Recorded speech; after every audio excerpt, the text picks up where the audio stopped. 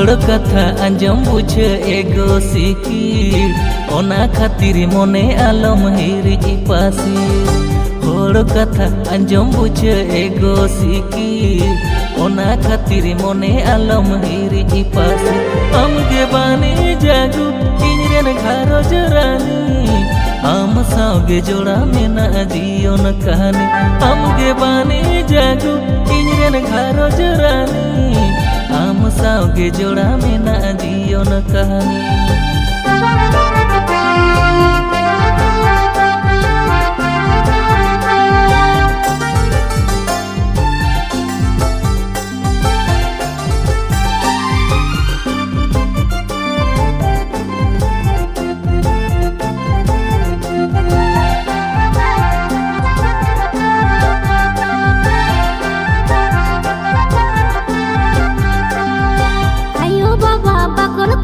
चूडर के दिन शंका सिंदूर सकम तेगुम अपनार के दिन आयो बाबा बकल खनर चूडर के दिन शंका सिंदूर सकम तेगुम अपनार के दिन तुग सुकाला ताला लांगा पाटी ओकोय बड़े नुआ जीवन में दिन बरसे तुग सुकाला ताला लांगा पाटी ओकोय बड़े नुआ जीवन में दिन बरसे भरोसा दोहई में गो इनरे नासे सुतु कतिनी दोहो कमा जाय जुगु सावते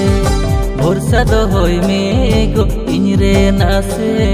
सुतु कतिनी दोहो कमा जाय जुगु सावते सजामी अने साया साड़ी ली सोयलो सोय जलिए माराले कम ताड़ामली बोयलो बोय सजामी अने साया साड़ी ली सोयलो सोय जलिए माराले कम ताड़ामली बोयलो बोय।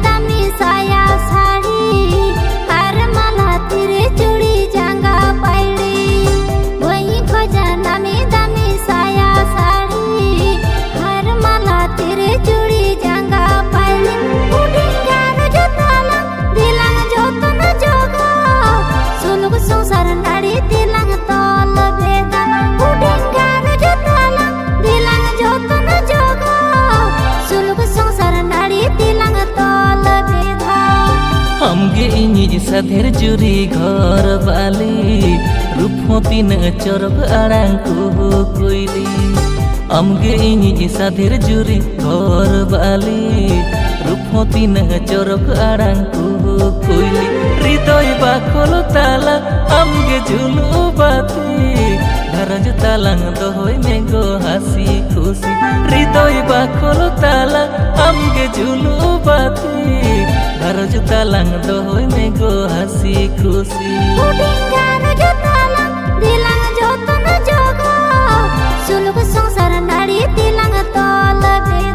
हृदय बाखल ताला हमगे झुलु